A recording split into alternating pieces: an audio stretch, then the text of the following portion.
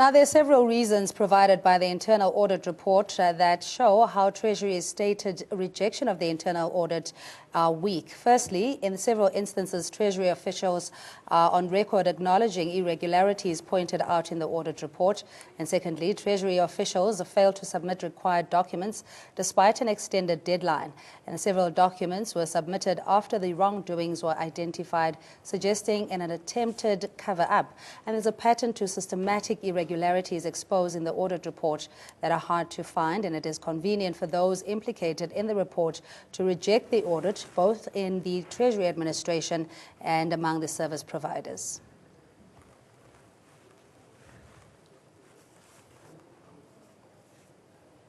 Joining us live in studio, Mzwanele Manyi, founder of Decolonization Foundation. We have via Skype Carl Niehaus, former spokesperson of Nelson Mandela and former NEC member of the ANC. Mr. Tsepo Khadima, political analyst, and Botsang Muilwa will join us on the line as well. Good evening to you and welcome. So we essentially coming down to wrapping up the expose, which we had explored in full detail regarding the irregularities in this particular project, which is the internal integrated financial management system, a project that was put in place that essentially didn't bear any fruit, and a lot of money has gone unaccounted for. Yeah. No, look, I really think this really is a disaster of the year, as it were, in National Treasury. And I've listened to what the minister has said. And but I think from where we sit for us as the Decolonization Foundation, that there's a lot more that could still happen even without the forensic. Because point of the matter is that you don't need a forensic to know that somebody has made a payment. There's a signature there that is there. So you don't need a forensic to tell you who paid. There is a situation where work was not done, but work was submitted to somebody that must pay for work to be done. There are signatures in the department for all of this. There's no forensic required for all of that. So it's not clear. What is it that the forensic is seeking to answer, which is not already clear with the information that is at hand? And yeah, but at the same time, I think maybe what should be done now is that the minister must make the terms of reference of that forensic public, so that the public must know what is this thing that the forensic needs to cover. Because for some of us, as we're sitting and we're listening to what is happening, we are very clear that somebody with a signature, whose signature is in the documents, paid people for work not done. So what will the forensic tell you that you don't already know? So it will be interesting to know what are the terms of reference in that. Perhaps the terms of reference will probably, hopefully, detect whether out of this, are there any fraudulent activities in this thing. In terms of irregularity, definitely. In terms of maladministration, definitely. But I think what the department must respond to now is what is being done to deal with the people that are at the center of this maladministration. Let's come back to that point.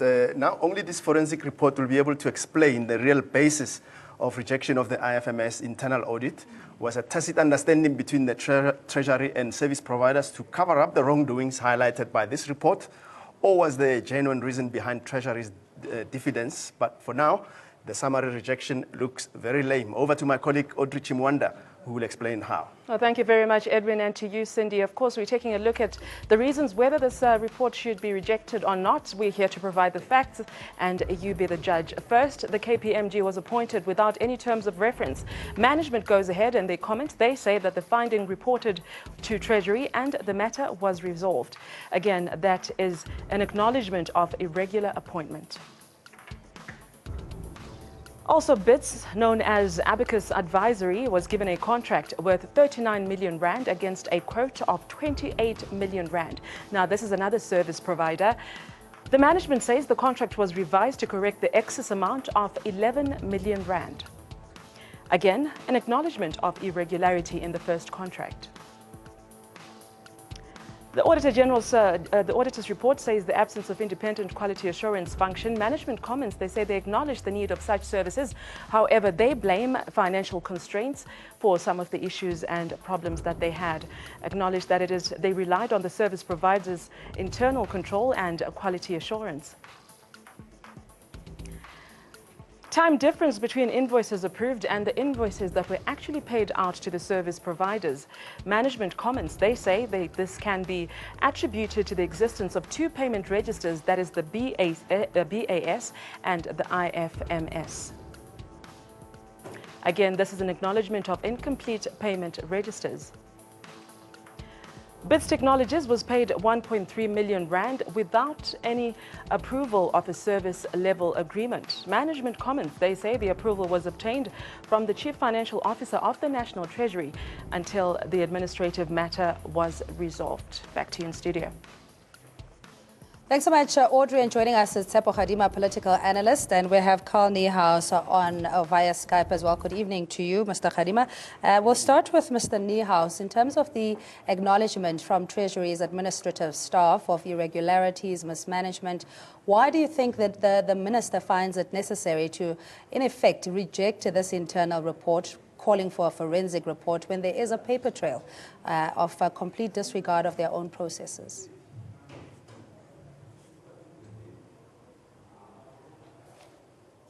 He has recently been appointed as Minister of Finance. I listened carefully to what he said. I think we must be careful to say that he had simply rejected this internal report. What he said was that there's going to be a forensic report that will investigate what the full situation was. And I believe, having looked also at this internal audit report, that the forensic report will help us to confirm what is already in the report from the interim audit. What is also very important is that we must make sure that all of this is properly dealt with step by step. And I think that is exactly what the minister is trying to do. I do not think he's trying to avoid this.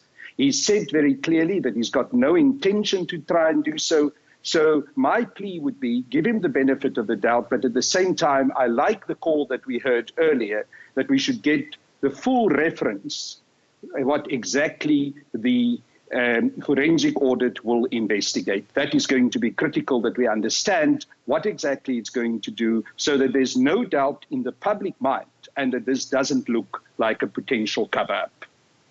Zonele, you've been saying all week that the minister has been responding by the book because this is an ongoing thing. But you also mentioned that the internal report cannot be rejected. Yeah. No, look, I think there is a lot of words used and a lot of reports used, but I think we must be clear with the prefixes of these reports. It seems to me there are two different reports. There's an internal audit report of National Treasury, which report was tabled to the management, and management has had comments, and internal auditors have rebuffed some of the comments made by management. So that report is actually not rejected. What seems to be the case is the report that was done by the outsider, as it were, some kind of a report done, but that's the one that has been rejected, and so on has been questioned and what have you. On the basis of the internal report, which was not rejected, I want to maintain, the minister has gone further to do the forensic report. So the forensic report is there to verify and do a whole range of other things on the basis of the internal Treasury report. I think there are two reports that we're dealing with here. The one is the Treasury one, which I'm sure is not rejected, and the one that is at question, and also there are no payments, because the internal one you wouldn't be paying because it's staff that is doing this and so on. So the issue at hand is perhaps the outsiders who had their own report about whatever else. That's the report that management has rejected. Yeah. But our investigation and expose was based on the internal report. Yes. That goes and shows, including taking submissions from management in acknowledging that their own systems, there are cracks in the systems, their payments irregularly made, not accounted for, service level agreements not in place, invoices signed, and even before the job is done, that service providers were paid. That is completely against their processes in the Public Finance Management Act, and let alone that there is no recourse because there's no contract in place. So even recovering the money is something that we might have to keep our fingers crossed about. It's not a guarantee. Tsepo. Oh, sorry. Look, I'm not as encouraged at all in terms of the minister's statement this afternoon on a number of fronts. First, he speaks about the report that was rejected, whether it was this internal audit report, which is the basis of the expose by ANC, or was the report that an outside party prepared for management or disagreements. For me, it's either, I think you would have served the nation well if the minister had produced the record of decision that rejected whichever report.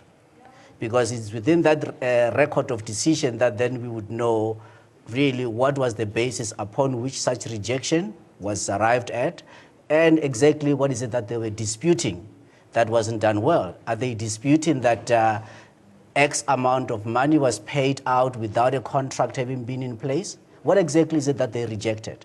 That detail should have at least been there, because a week had lapsed. Now, on the other hand, a forensic investigation, it would imply that, listen, I'm looking to press criminal charges against those that it would be warranted that there be criminal charges pressed against them. Now, are you going to hire another auditor to audit the auditor, in the case of KPMG, to then arrive at that to say, well, are we now going, that clarity again is not there, that detail is lacking. It would have been helpful once again if the minister had perhaps maybe even referred this to either the high priority crimes, being the Hawks, or to the SIU that they investigate, because in fact, in doing so would also save a lot of cost, but it will be an investigation done in such a manner that it can therefore be presentable by the National Prosecuting Authority for those that are guilty. If any one of us still are questioning whether or not there hasn't been corruption here, then it means that we have just we need to apply to Oxford Dictionary to redefine the word corruption. Because what is here, clearly there is corruption. And in fact, the implicated parties, under normal circumstances, by the way, they would have protested. Now, it's amazing that those that have been fingered in this report, not even one of them have attempted to dispute that they have received such monies. They've not even attempted to adduce any explanation howsoever on what were the circumstances that led to their being there. So that's really, for me, I think it is a big worry. And also for us as a nation now, we're sitting with a place whereby we are still in limbo. It would have been helpful even if the terms of reference of such a forensic investigation, what exactly is being looked at, but a message should have been very clear from the minister that the guilty will be punished following due process, and that there should be no ambiguity. There should be no tolerance of any kind, or that there will be some explanation that, well, maybe people made mistakes. But what is even more, before, I will just close with this, that what is, even, for me, even more worrying is this. This project management office has done shambolic work. There's evidence of corruption out of the work of the project management office. But what is worse is that last year, October, as a direct result of the work of the project management office, the Minister of Finance, Pravin Gordhan, went on to engage Oracle to implement IFMS. Now, one has to ask, well, what is the system architecture? If we already know what we know in terms of the internal audit report, with all the details, what would have been the system architecture that Oracle is going to be implementing? But more importantly, what is the cost? Because I have it in good authority that at the end of the life of that contract with Oracle, the South African government and all the entities that will be under IFMS will have paid 100 billion rand. This is bigger than the arms deal. And we therefore should be worried. I'm astonished, in fact, that we're not even thinking about it in those terms when we've made so much noise about the arms deal. This is bigger than the arms deal. It's 100 billion rand. The arms deal, I think it ran to 60 billion, 100 billion. Quick one, Mzwanele, before we go to Audrey there on the wall. The question still stands that what are you going to get out of a forensic report that you're not already getting in the internal report? Yeah, I think maybe like Tep was alluding to is that I think the minister is playing by the book. So that minister can say, well, look, I've given you the benefit of the doubt. I see that things didn't happen in a particular way, but is there any criminality in this? So what I think what the minister wants to establish, wants a competent authority to establish criminality, because I think it's very clear. I mean, if there was no forensic, the minister would have closed this case, would have said, well, something is irregular, we'll note it and just move on. But the minister is not moving on. There is a forensic, and I think we are on our way to establishing criminality so that charges can be pressed. All right, and admissions were not the only indictments of Treasury. There were several instances where documents required by the auditors were not provided, despite the deadlines being extended. Over to Audrey for more. Indeed, Edwin, the graphic that I'll show you next will reveal that there's a lot of documents that were not submitted, and there's a lot of deadlines that were also not met. KPMG was paid 59 million rand without a service level agreement. Management says we had a contract with KPMG, including the scope of work. Auditor says that no proof of contract referred to was ever provided for audit. Another service provider, Apex, said Apex was paid 7.7 million rand without any timesheets to show the work that was done by the workers. Management says that they provided timesheets, although some of them remain unsigned. The auditor says the timesheets referred to were not in place at the time of the review, saying that any documents that were provided after the Auditor General had actually mentioned it. KPMG was paid 46.3 million rand without deliverables or any quality assurance whatsoever. Management comments that most of the deliverables have been signed off. However, the auditor says the documents were not provided during the audit. Well, that's what we have for now. It's back to you in studio to analyze what we have presented to you thus far.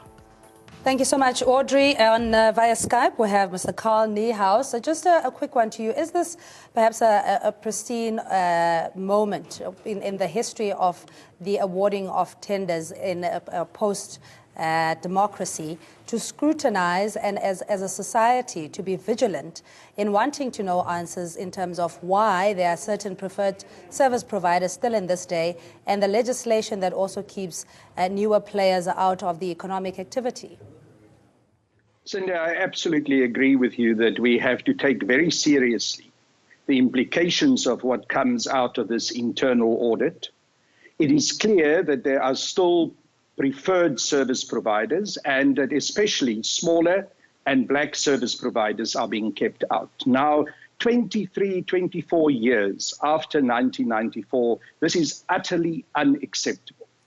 And I really hope that the process that the minister has announced further today, especially also the forensic audit, will not only help us to get further clarity, but will also, and I agree with the point that was made earlier, will also make it possible for criminal charges to be brought against those who have been involved in this, what I would call clearly criminal process. We cannot have a situation where Treasury, which stands at the center of government, which is really the custodian of the finances of government, is behaving in this manner, because it undermines the most fundamental principles that we, all of us, who have worked for democracy and who wanted to see change in South Africa, wanted to see happen. We want to see broad economic empowerment of the majority of black people in this country. We want to empower new and younger black managed and black-owned companies. And this kind of thing that is revealed in this internal audit is going straight against this, is putting stumbling blocks on our way to achieve the objectives that we have set ourselves. And I ask myself, and it really has to be asked, is this why there's been such a reaction from white monopoly capital when President Zuma tried to change the minister and the deputy minister at Treasury? Are there processes at hand here, underhand processes that we could not see for a long time and which is now coming to the fore, where there were attempts by white monopoly capital to continue to prevent the majority of black South Africans to have a true share in our economy? And Treasury stands at the center of it. It can either help to facilitate and manage that process, or it can become an obstacle. And this report indicates to me that we had a situation where it was an obstacle rather than a facilitator. And that, for me, is the essence of how serious this report is and how serious the situation is that has to be addressed. And I really hope that the minister will use the forensic audit that he has announced to exactly deal with this in a decisive manner. So you at home, if you've just joined us, so we continue with our expose on Treasury's mismanagement, irregular spending, and in most cases not even being able to account for the scope of work or even deliverables. And the management have acknowledged that there had been problems in these contracts, and particularly with KPMG, including the scope of work. The auditor says there's no proof of contract referred to was provided for the audit, as you heard from Audrey, saying that Apex was paid 7.7 million rand without any timesheets. But we go over to Audrey with more details. Well, thank you very much, Cindy. To our viewers, we have been following all the information we're providing so far. You will realize that there's a pattern of irregularities here ever since we started breaking the story. First, service level agreements either are non-existent or incomplete. The service level agreements are either non-existent or incomplete, once again, and there is no performance penalty clause. There is no costing model at all. Payments are made despite absence of timesheets. Also, the service providers paid despite no clear deliverables. The differences between the invoices approved and the invoices that were actually paid out to the service providers. Unauthorized or irregular payments were cited. A significant percentage of contract budgets exhausted in initial stages of the contracts. Several instances of potential fruitless and wasteful expenditure were cited. There is no legal recourse if service providers fail to meet the requirements. That is all we have for now. Back to you in studio, guys.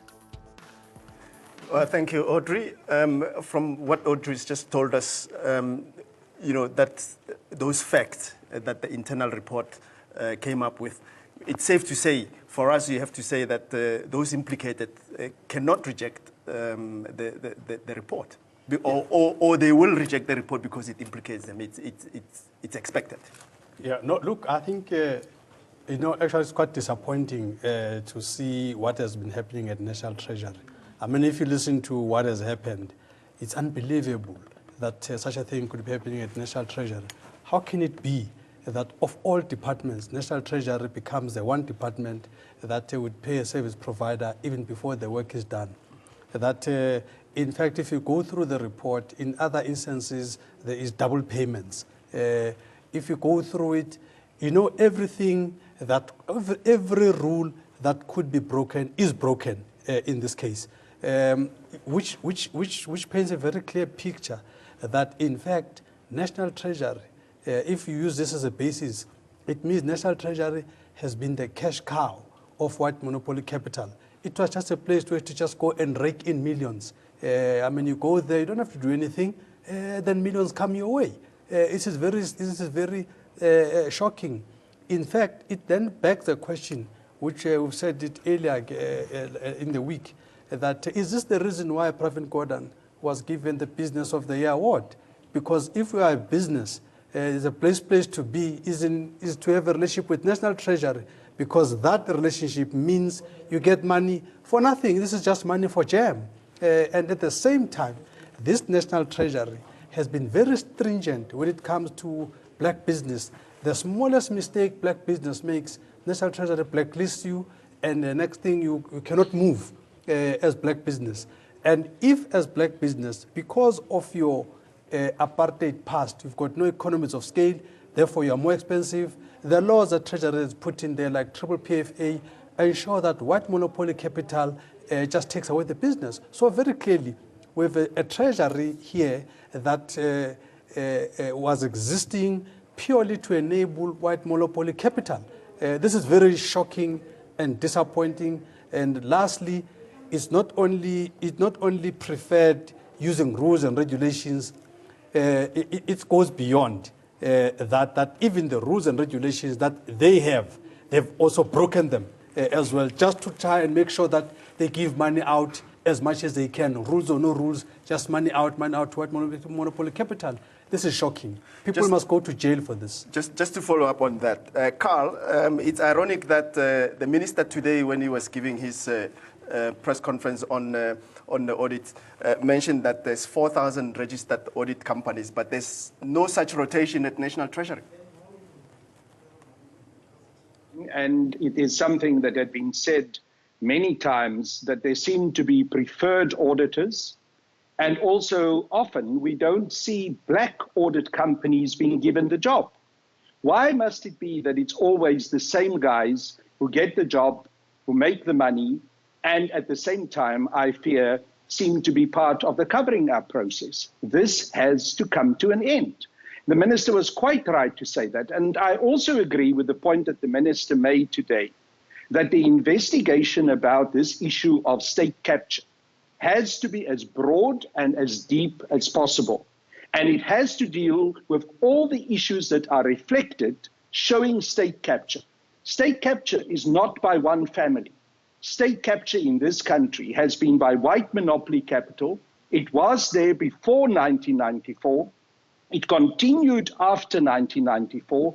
And I fear that one of the reasons why we failed to address this issue and get out of the grips of state capture was exactly because Treasury never pulled its full weight, and because Treasury continued to be the place for white monopoly capital to exert their control and to make sure that we cannot make the changes and the adjustments to have a fundamental economic transformation in South Africa. So this particular report, and also the steps that President Zuma take with the cabinet reshuffle, is critical for us, because we have to move away from a situation where Treasury can continue to be at the service of white monopoly capital.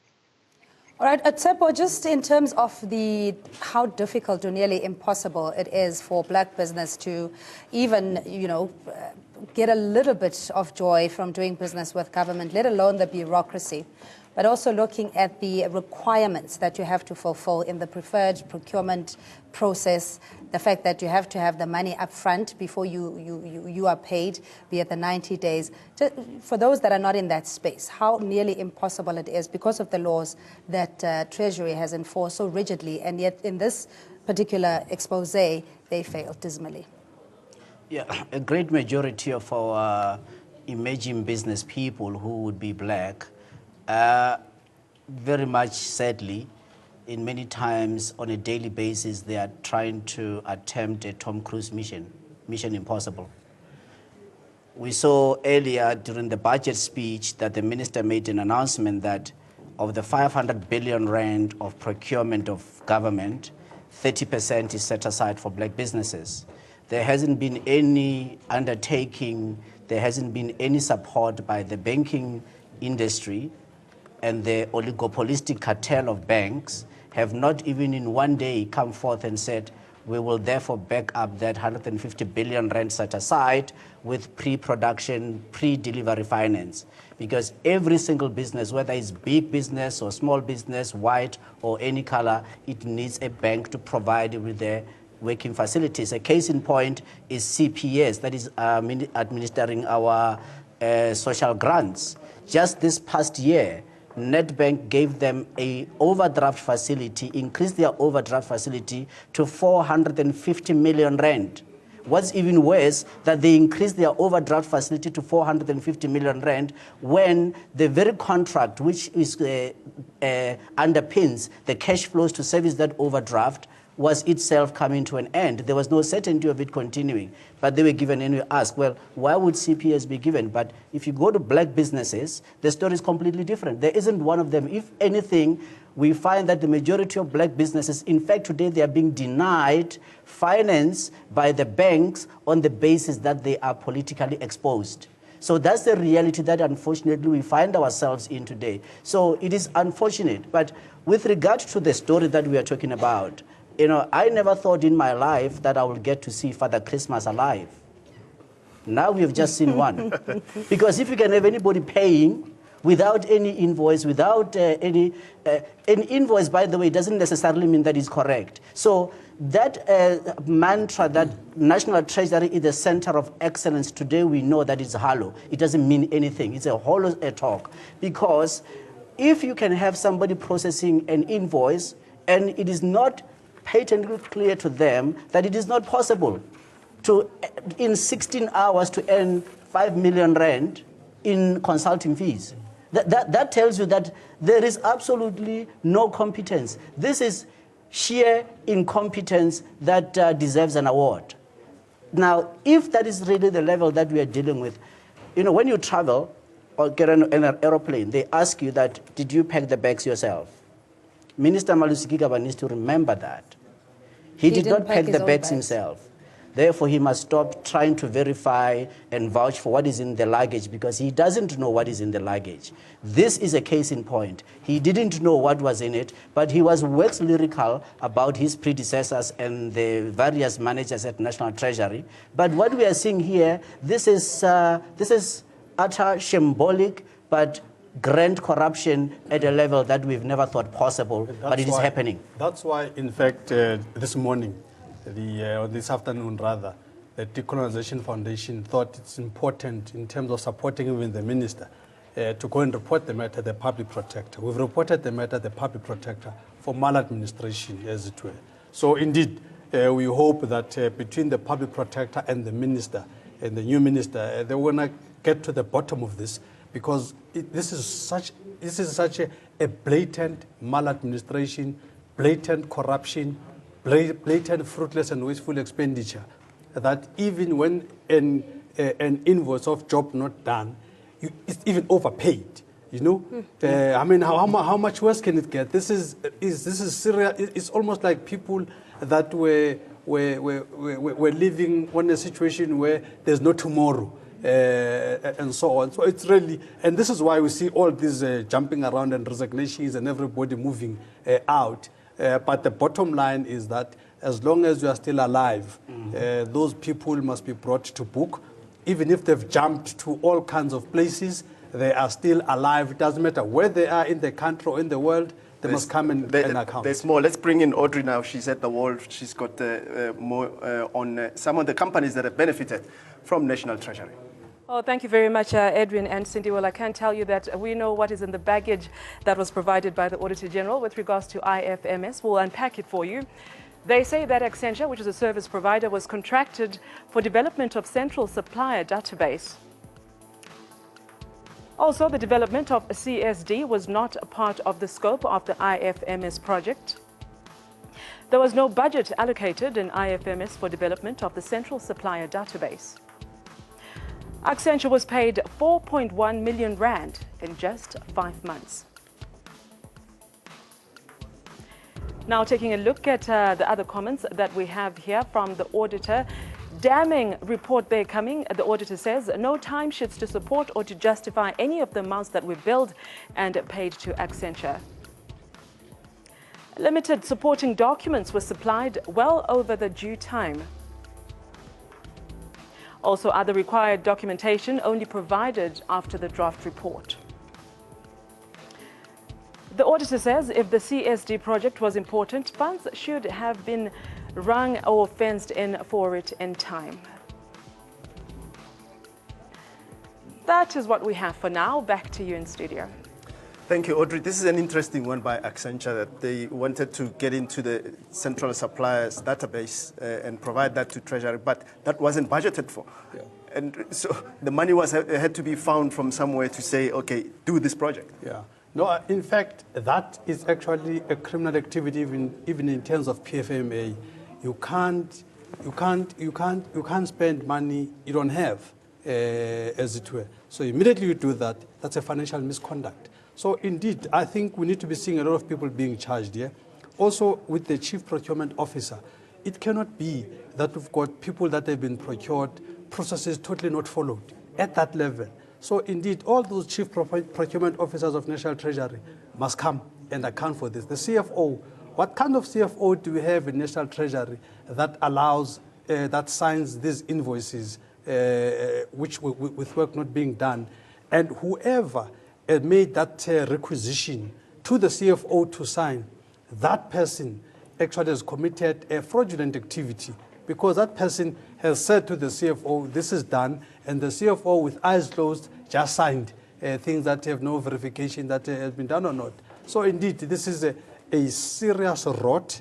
This is a serious maladministration, and it will be a travesty of justice if those individuals are not brought to book.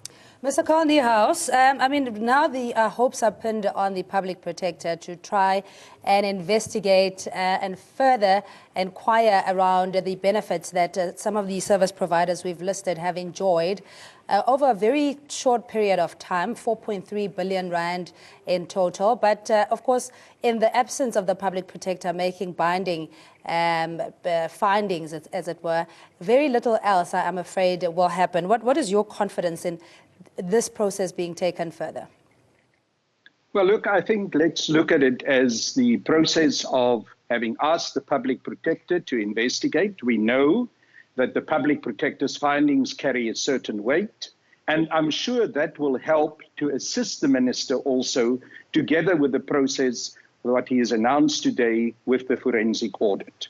Jointly, I believe that all of this will help us to continue to reveal what has happened there at the Treasury and to make sure that this will come to an end. But I want to emphasize again that any of the people who've been involved in these processes and who have acted in a manner that is criminal should be charged, they should be fully brought to book, and I hope that all the processes, including what the public protector may find, and we shouldn't try to advance what her findings will be until she does so, plus what I hope the minister will be helped with through the audit that he has announced, the forensic audit, that will be able to get to the bottom of all of this, and that the people who are responsible will be kept responsible, and where there is criminality, that they will be brought to book.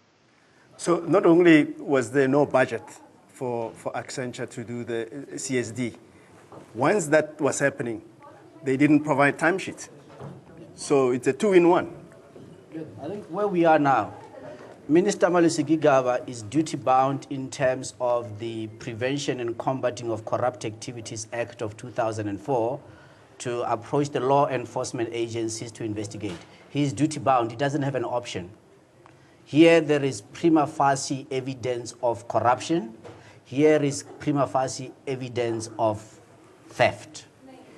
And therefore, as an accounting authority at National Treasury, he is duty-bound to go to the law enforcement agencies and let them be the one that therefore discharge their duty of investigating and ensuring that the guilty are held accountable. So that is one thing that I think he better be advised, because that law is very specific in terms of what is required. And last time I checked, I think that they were very much behind it as National Treasury. But if we look at this whole thing, the way that it is, by the way, we are dealing here with an institution. And therefore, this expose on just this IFMS, Project Management Office, I'm thinking that probably, I suspect that it is nothing but the tip of an iceberg, that there is more, and there will be more that comes out. For example, South African Airways, we know that PwC did a forensic where they said out of the 25 billion rand or 24 billion rand procurement budget of SAA, 98% goes to white-owned companies, but 60% of that 24 billion rand is corrupt, and that was contained in the report. And we know as a matter of course that South African Airways is under National Treasury. So if anything, I think Minister Malusi Gigaba, he's got much more bigger problems. You know that Financial Intelligence Center, right now he's got a director of Financial Intelligence Center who was appointed irregularly by his predecessor. So for as long as he continues being wax lyrical about his predecessors, he's going to end up with the egg on his face. Murray Mitchell was appointed irregularly, and we know that Murray Mitchell was very sanguine in Parliament, where he said, well, last year we lost 60 billion rand, but we will learn our lesson. That cannot be acceptable. That 60 billion rand left our shores illicitly. And by the way, the word illicit is euphemism for corruption by the private sector. All right, we'll come back and explore that. If we hear Finance Minister allocating at least 40% of the budget to wasteful expenditure and calling for austerity measures that If this is just one example, what more? Because these very companies also have their tentacles in various other departments across the spectrum. So we'll come and explore that this 40 billion rand odd that we often told is wasteful expenditure could essentially be favors to friends. But let's go to Audrey now, who's got more details on this expose in Treasury's irregular expenditure. Indeed, Cindy, this time we take a look at another service provider, Apex. Let's see what happened with that irregular contract. Apex was paid for work before agreement. The agreement was signed on the 5th of December in 2014. 580,000 rand was invoiced on December 9, 2014. Now, this is just 4 days that they were paid 580,000. And also for our viewers to note, only 2 working days, 16 hours available of work, and they got billed 580,000 rand. Management's shocker response to all these allegations. They say they were focused on a master SLA instead of a separate service level agreement due to limited resources. Of course, the auditor responds and says limited resources cannot be an excuse for not having a service level agreement. Back to you guys. All right, thanks so much, Audrey. Just let's talk about the 40 billion, because as tax-paying, hard-working, law-abiding citizens, you hear this. This is just a value item in the budget to say, well, this is how things work. What does this tell us about potentially the deliberate nature of this wasteful expenditure to benefit a few companies? Yeah, a couple of things. Firstly, I think PFMA, as a Public Finance Management Act, it's actually archaic. It's a clearer sign that this PFMA must go. You cannot be that year after year you are talking about how many billions have been spent irregularly. People have found ways around this PFMA. People just do as they please. In fact, by the way, these guys have done it the clumsy way. There's a much more neater ways in which people can do this. I've been saying using that it looks very amateurish. Yeah, it's very amateurish how the way they've done it.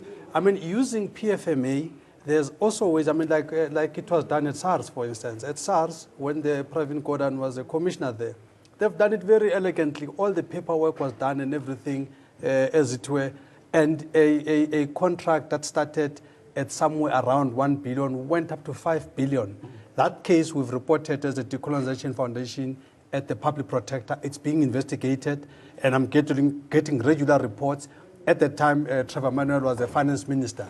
So they had done it as elegant as they can, but still, this thing still showed up, as it were.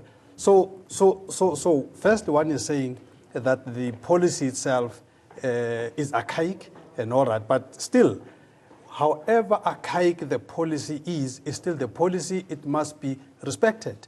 Now, we have a situation here where the custodians of this policy, in terms of the Constitution, Section 216, these are the people that are the custodians of this. Now, if you have the custodians themselves that are breaking any available regulation that is there, this actually impugns the integrity of the country. In fact, it actually undermines even the credit rating system of the country. This is how serious this thing is. Because if you have a national treasury that cannot be trusted, it means that our ability to pay as a country may be affected, as it were. It also means that South Africa, as a center of corruption, is going to come up in the scales in the world. So this has got a big reputation issue for the country. So indeed, I think even the president must get involved in this.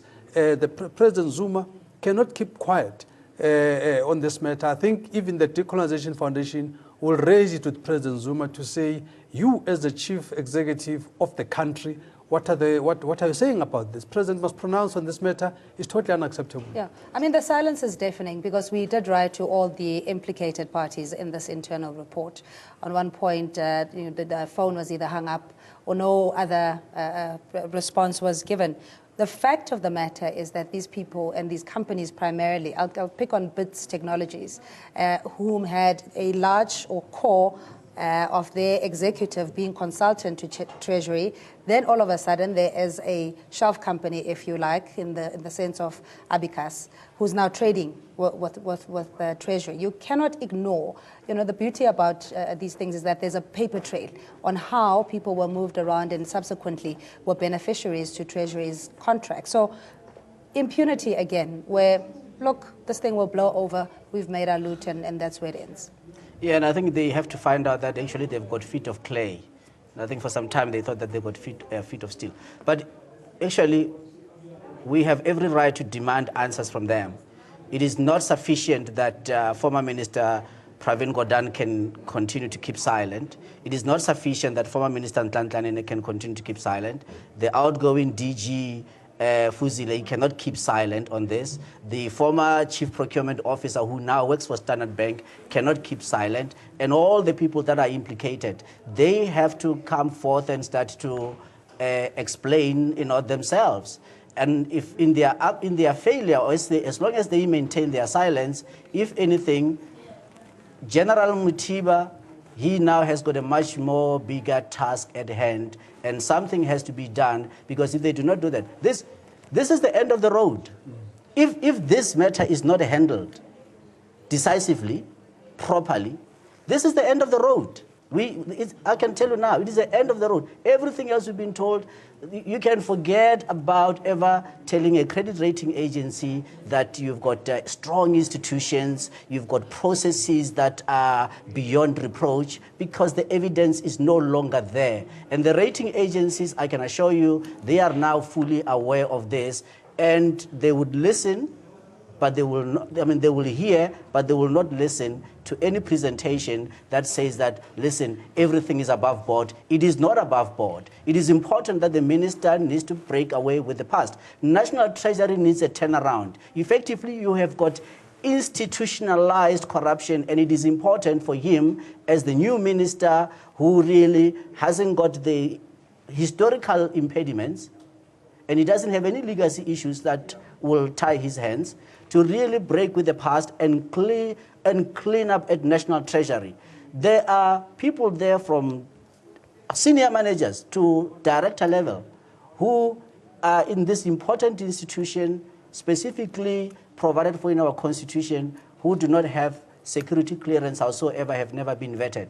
And now, of course, we know from this one example, as I say, it's not just this one example. We've got other institutions that are under National Treasury, where there's again billions and billions of rands that are being lost, wasteful, but not just wasteful, but that there is corruption. So therefore, we are within our rights to demand that something has to be done. This cannot just be an expose that occupied their airwaves for a week, and then tomorrow is life as normal. It is no longer life as normal. It doesn't matter what differences people had. It is a fact, it's an established fact, that people were paid for monies that they were not due to them, and those monies must be recovered by the state. Let's bring in Carl Nihas for a last word. Carl, all week we've looked at several companies, and even if you were to give the benefit of the doubt, the pattern that has emerged is one that just points to illegality. Yes, absolutely. I don't think one can give people the benefit of the doubt here, because the facts are clear. But I am surprised that it is not pointed out when this report and all its implications was made public, that people who have questioned the decision by President Zuma to make the changes that he made, specifically with regards to the Minister of Finance and the Deputy Minister of Finance, can still have the audacity to ask, why did the president do so? Can still try to question the president's rationality and the reasons why he had done so. Really, at this stage, can we accept that this report, together with all the other information that is coming to the fore, shows that President Zuma had taken a very reasoned, careful, and well thought through decision? But let me also just for one moment ask again, can we please give Minister Gigaba the chance to show what he's capable of, what he is going to do? I did not hear a single word from him that he was not prepared to take this matter seriously. I know the work that Minister Gigaba had done in many other ministries. There was a reason why President Zuma appointed him to this ministry. Give him a chance. Let us look at what comes out of the forensic audit. Let us see what happens with the investigation of the public protector. But at the same time, let all of us continue to keep the magnifying glass right there where this report has shown us where the rot is. Thank you so much, Carl Niehaus, former spokesperson for former President Nelson Mandela and ANC MEC member. And we'll wrap it up very quickly in studio as well to give, we are prisoners of hope. We all have the best intentions for this country because it's the only home we have. Yeah. Saying going forward, it's not a catastrophe if something is being done about it, but it will be if the country continues to be fleeced by big business and nothing is done about it. Yeah, no, most definitely. And just like Carl was saying, indeed, let's support Minister Kigaba on this matter. He was very categoric that there is not an ounce of intention from him. He used the word conceal, to conceal anything in terms of this. So I think we have no reason not to trust him. But at the same time, we also want a parallel process with the public protector to make sure that this matter is dealt with very speedily so that the wrongdoers must be brought to book as a matter of urgency. All right. Tsepo, 30 seconds. Okay. Uneasy lies the head that wears the crown. Minister Malusi Gigaba is the one who's wearing the crown now, whose head is wearing the crown. He knows what he needs to do. 2 months and 2 days ago, 2 months and 2 days today, in this very same studio, when he was announced as the new minister, myself and Mr. Manyi here commented that the new minister needed to do 2 things very urgently. Amend PFMA and repeal triple PFA. When will he do that? We hope. All right, we hope also he'll join us in studio. The invitation is long-standing. But gentlemen, thanks indeed as always. Tsepo Khadima is a political analyst. Mzwane Lemanyi is the founder and president of the Decolonization Foundation. And we had Mr. Carl Niehaus, ANC NECF member or former, and Audrey Chimwanda, who was an extension of the main studio, giving us the details of this investigation. Good night, everybody. Cheers for now.